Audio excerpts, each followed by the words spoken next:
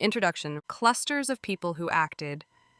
From clusters of people who acted from different motives, with different resources, and under different constraints.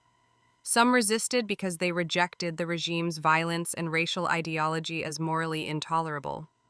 Others resisted because they believed Hitler was destroying Germany militarily and politically. Some opposed specific policies while still accepting other parts of the system, while others rejected the dictatorship in principle.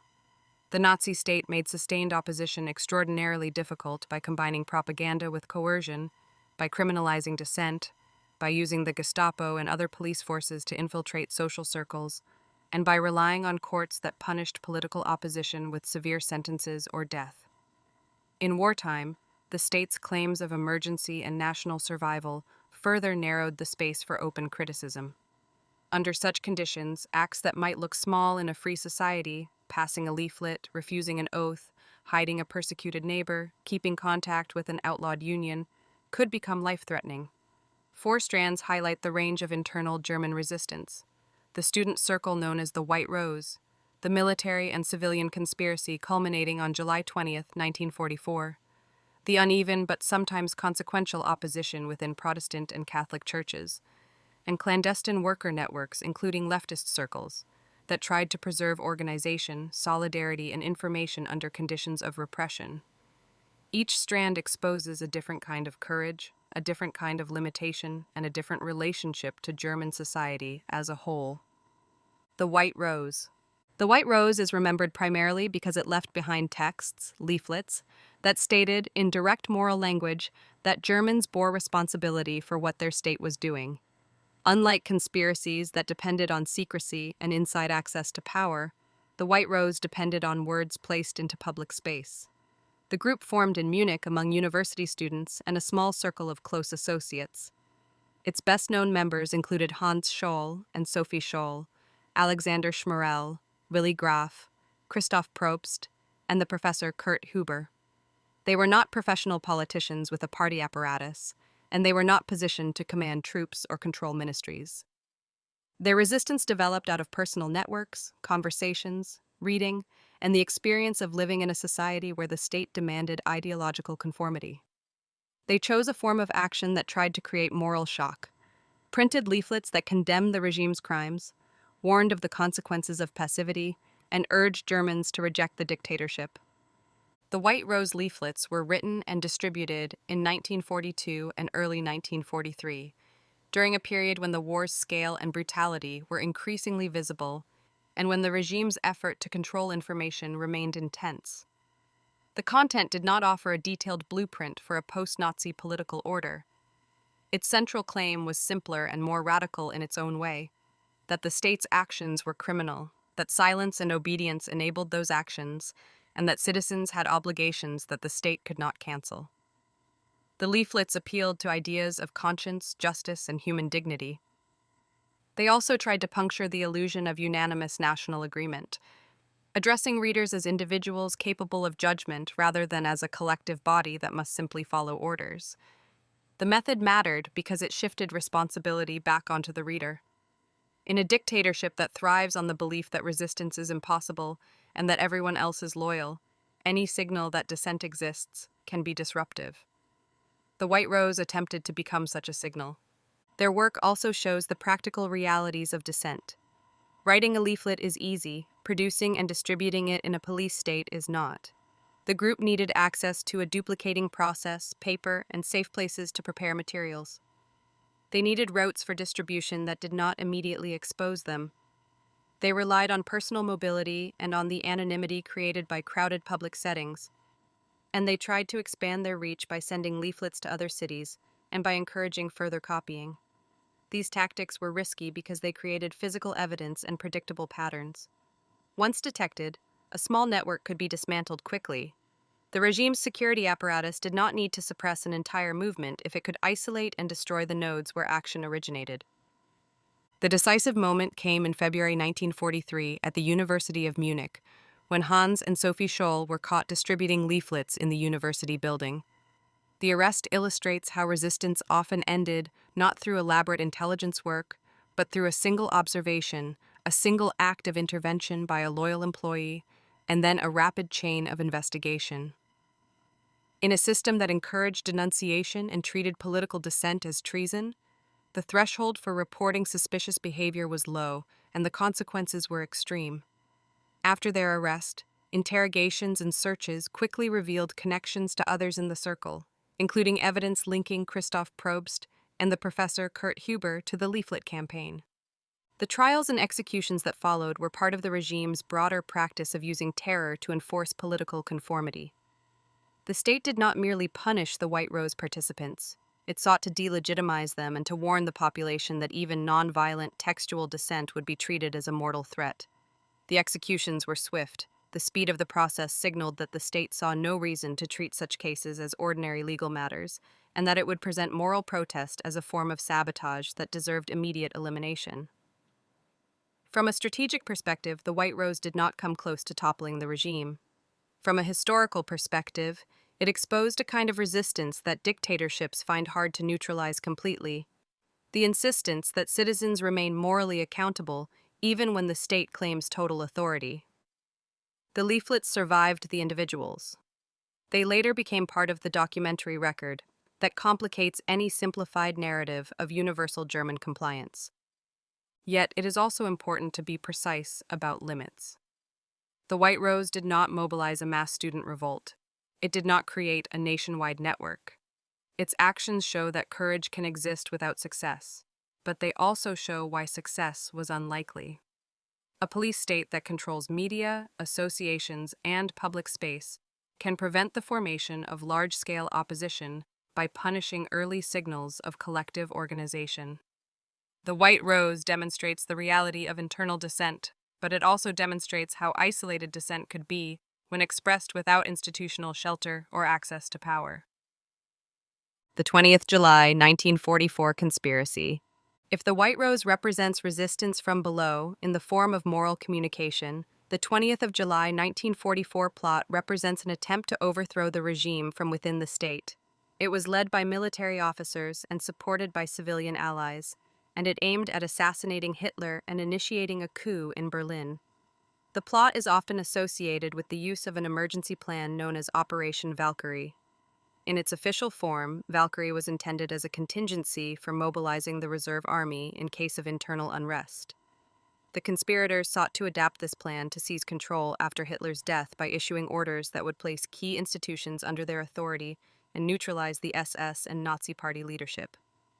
The existence of such a plot highlights a fundamental truth about authoritarian systems. The most dangerous opposition can come from inside the apparatus of power itself, because it has access to tools that outsiders lack. Military conspirators could potentially control armed forces, communications, and administrative commands, at least for critical hours. They could issue orders that looked legitimate. They could attempt to present a takeover as an emergency stabilization rather than a rebellion. This was both the plot's strength and its vulnerability. It required secrecy within institutions built on obedience and surveillance. It required coordination among people whose careers depended on discipline and hierarchy. It also required confidence that enough officers would obey coup orders at the decisive moment, either out of conviction or out of uncertainty about legitimacy. Motivations among the conspirators were mixed. Some were driven by moral revulsion at Nazi crimes. Some were driven by strategic fear that Germany would be destroyed if Hitler continued the war. Some were conservative nationalists who disliked the Nazi Party's brutality and revolutionary style, but were not necessarily committed to democratic ideals. The coalition formed because different motivations converged on the conclusion that Hitler's removal was necessary. This convergence did not eliminate disagreements about what would come next. That mattered because a coup requires not only removing a leader, but establishing immediate authority and a plausible program that can command compliance across institutions. Klaus von Stauffenberg became the central operational figure because he had access to Hitler's military conferences.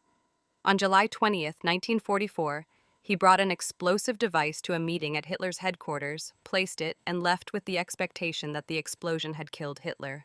He then moved to activate the coup mechanism in Berlin. The plan depended on speed. The faster the conspirators could issue Valkyrie orders, occupy ministries, control communications, and arrest key Nazi figures, the less time loyalists would have to respond.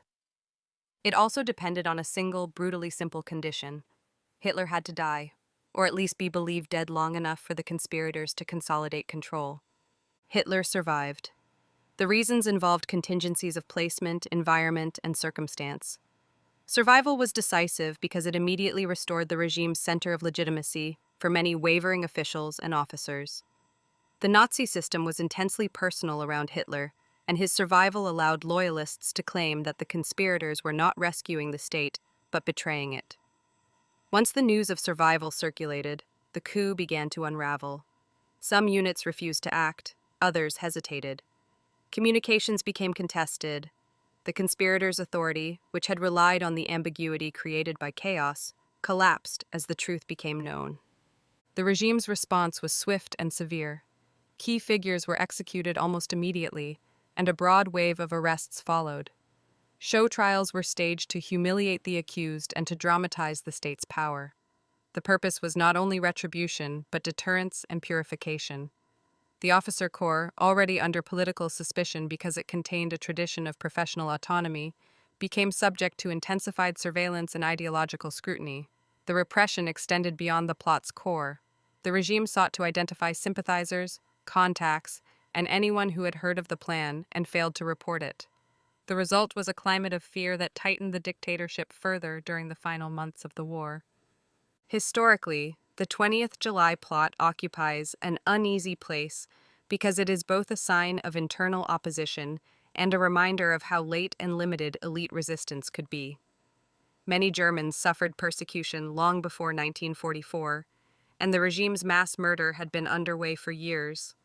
The plot's late timing reflects both the practical difficulty of organizing such an action and the moral and political ambiguity of some participants. Still, the plot shows that within the German state there were individuals willing to risk everything to remove Hitler, and that this willingness extended into the military hierarchy. The plot also shows why overthrow from within is hard, when the regime's institutions are bound by personal loyalty, ideological policing, and fear of collective punishment. Church opposition.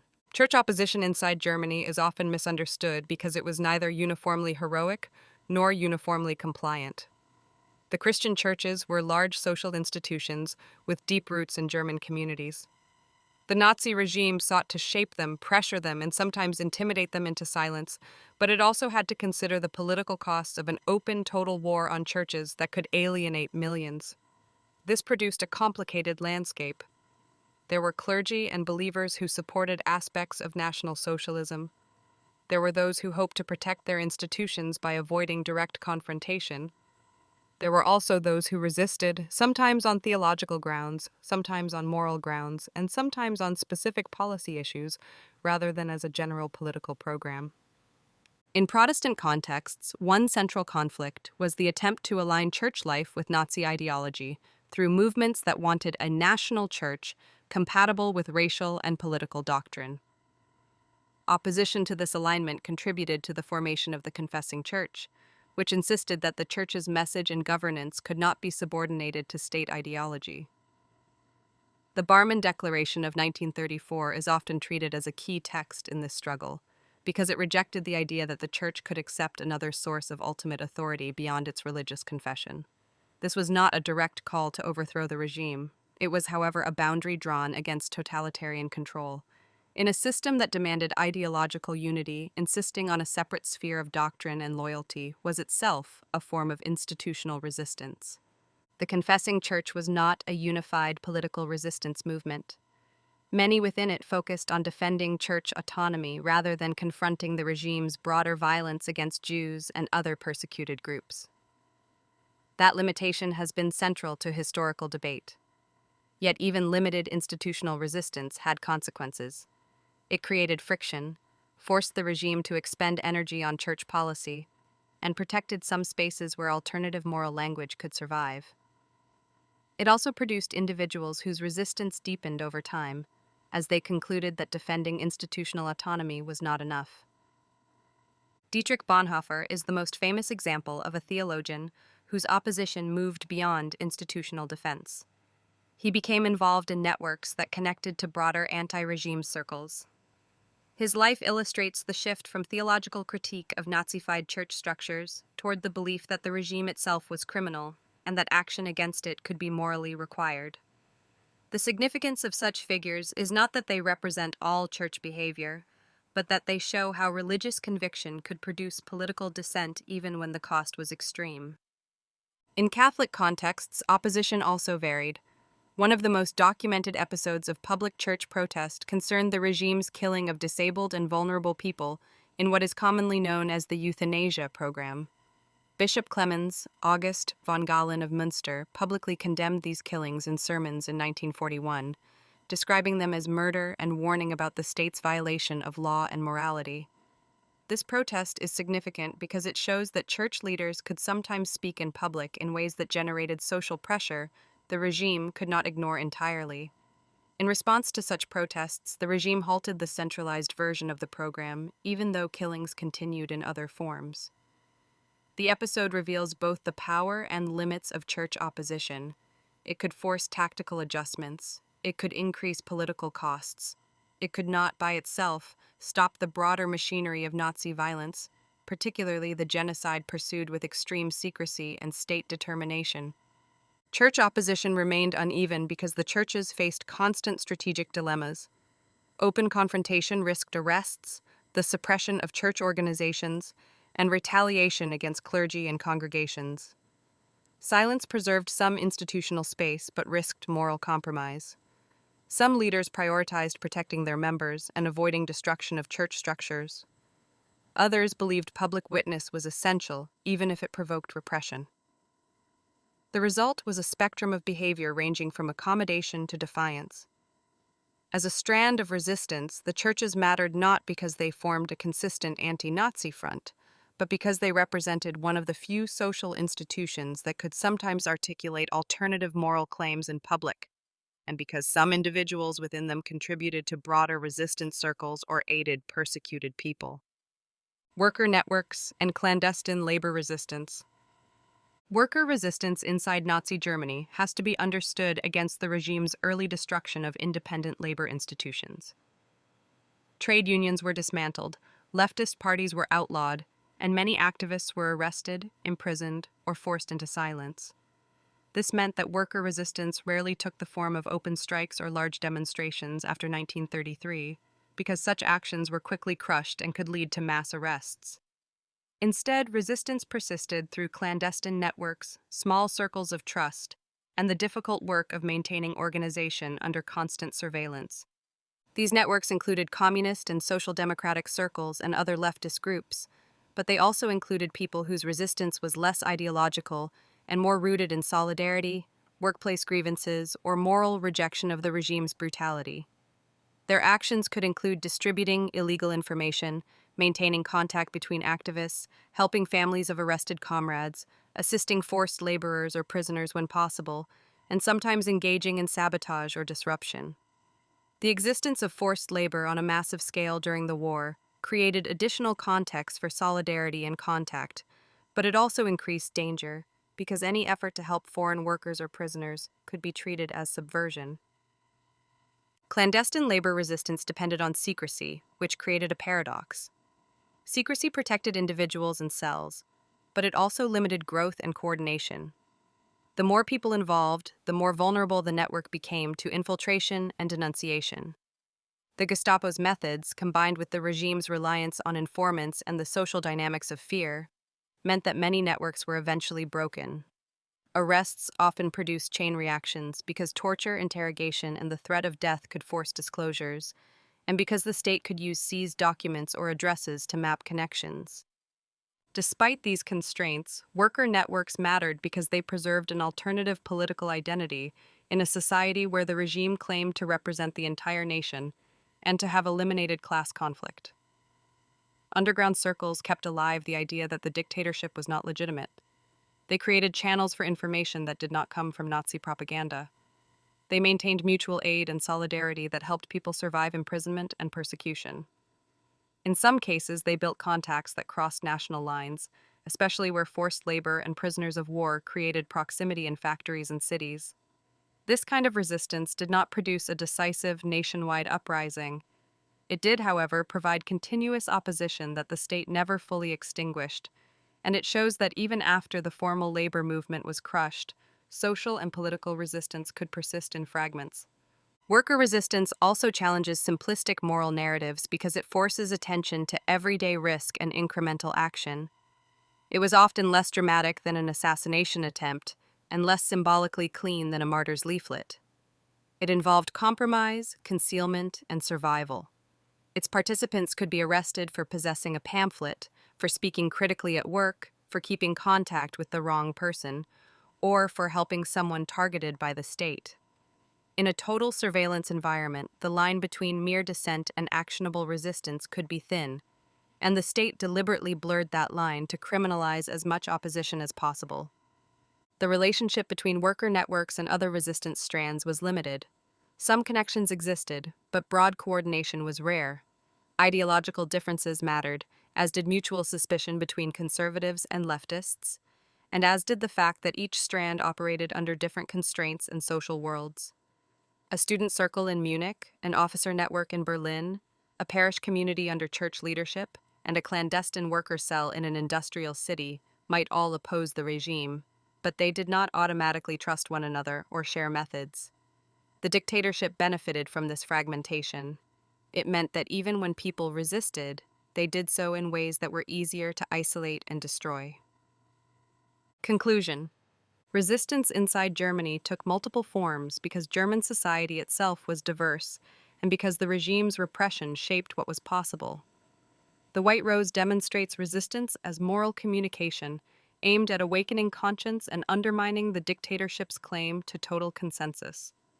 Its participants acted with clarity about the regime's criminality and accepted the likelihood of death, leaving behind a documentary legacy that continues to define the moral meaning of resistance.